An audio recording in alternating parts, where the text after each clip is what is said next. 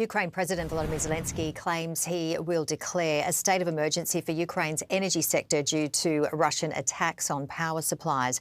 Repairs to thousands of damaged apartment blocks have been compounded by the extremely cold weather as temperatures dip to close to minus 20 degrees. There's nowhere to hide from the cold in this Kiev apartment. This is day 5 without heating for Katerina Skuridina, day 3 without power. It's very difficult mentally, especially since everything that kept you going before is falling apart. For example, when there is no electricity, sport keeps me going. I go to the gym, which runs on battery power. Yesterday, they even cancelled the gym. She says in a moment of desperation, she ordered everything she could to stave off the dark and cold. Power banks, rechargeable candles. They make it cozy, she says. A Ukrainian clay pot hand warmer. Even a heated blanket for her cat, ironically named Pushok or Fluffy. A still life of survival in Russia's escalating war of attrition. Kiev has become hardened to attacks on its energy grid, but a huge wave of strikes late last week, combined with a severe cold snap, took it into uncharted territory.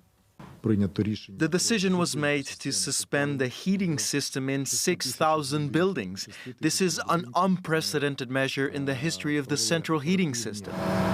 On the streets, the rumble of ever more generators, the soundtrack to Ukraine's 4th winter at war.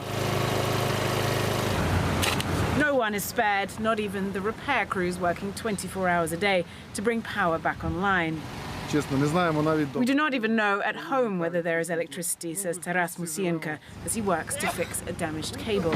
We are all living in this situation.